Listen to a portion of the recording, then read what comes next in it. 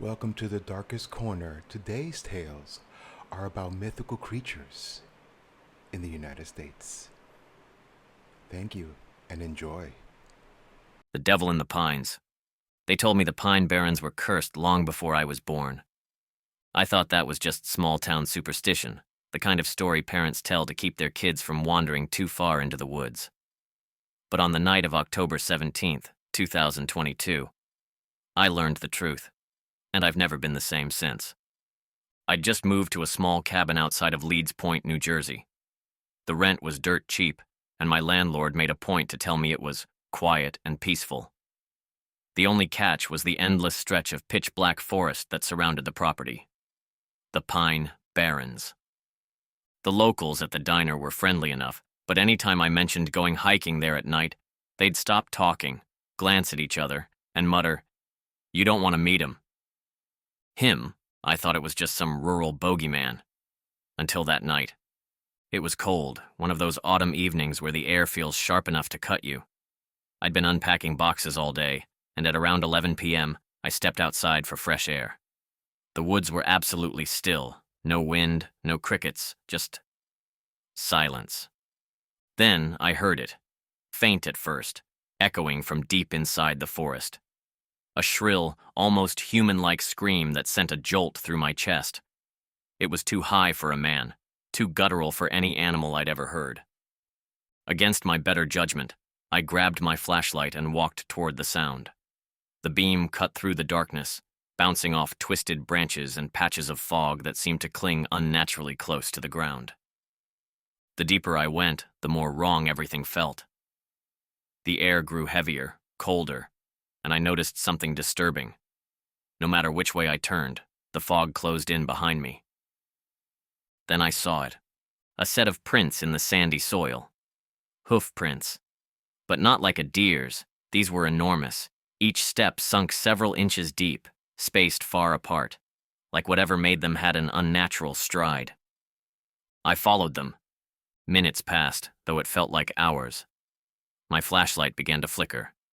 Just as the light steadied, the trees ahead opened into a small clearing. And that's when I saw him. 7 feet tall. Black, leathery skin that clung to an impossibly thin frame. Enormous bat-like wings curled behind its back, and a long, snake-like tail swayed slowly, scraping the dirt. Its head. God, its head looked like something from a nightmare. Elongated with a horse-like snout filled with jagged teeth, and eyes that burned red in the beam of my flashlight. It stared at me, and then it smiled. The sound it made was part hiss, part scream, part laugh, unnatural, like 1,000 voices tangled together. Before I could move, it lunged forward with impossible speed, its wings snapping open with a deafening whoomph. The force of the wind knocked me back, and I hit the ground hard. I scrambled to my feet, bolting into the trees. The forest exploded with movement behind me, branches snapping, wings flapping, that unholy scream closing in. No matter how fast I ran, it was always just behind me. And then, nothing. Silence. When I finally made it back to my cabin, I slammed the door and locked it. My chest heaved. My hands shook so badly I could barely turn the deadbolt. I stayed up all night, lights on, waiting for it to come back. The next morning, I found something on my porch. A single, deep hoof print in the wood, burned into it. I don't go outside at night anymore. But sometimes, when the wind is just right, I hear that scream again, drifting through the pines. And I know he's still out there, watching, waiting, the thing in the timberline. I've lived in Pennsylvania my whole life, and I've spent more hours in the woods than I can count. Hunting, hiking, camping, you name it. I've been out there in every season, through snowstorms and thunderstorms, and never once did I feel unsafe. Until last fall. It started in October of 2023, right at the height of deer season. I had taken a week off work and driven up to a remote section of the Allegheny National Forest, a place so deep that cell service drops out for miles.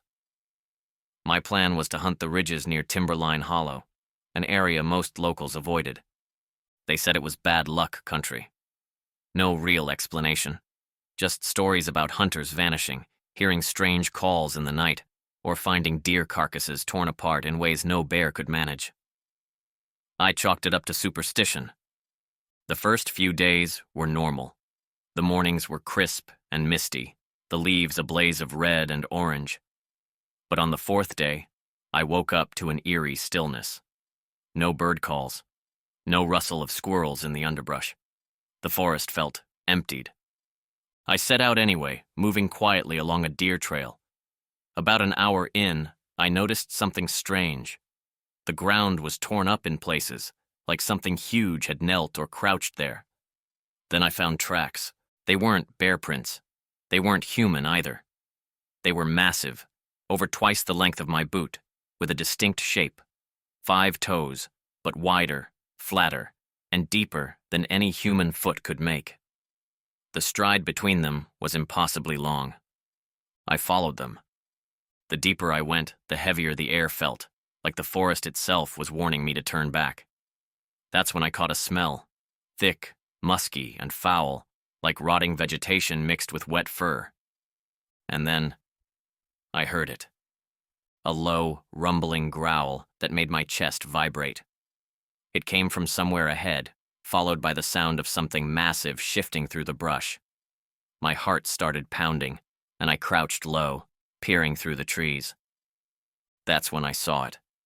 At first I thought it was a man, but then it stood fully upright, and I realized it towered nearly 8 feet tall.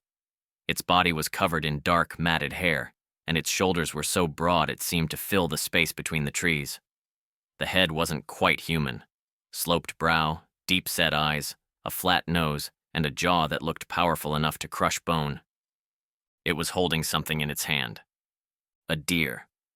A full-grown deer, limp, as if it weighed nothing. The creature tilted its head, sniffing the air. Then it looked directly at me. I froze. Its eyes weren't wild like an animal's. They were intelligent, studying me, deciding something. We stayed like that for what felt like an eternity.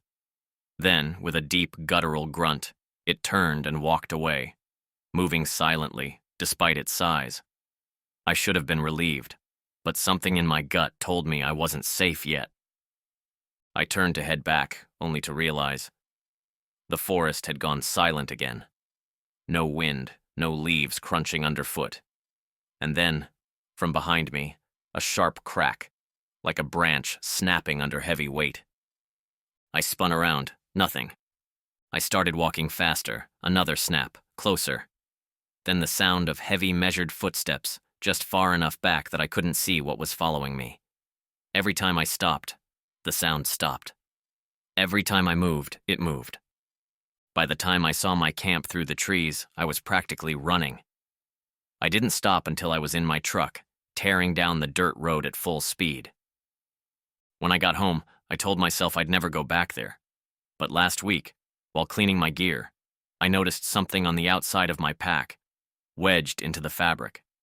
A single, coarse, dark hair. Much longer than any bear's, thick as fishing line. I keep it in a jar on my desk now.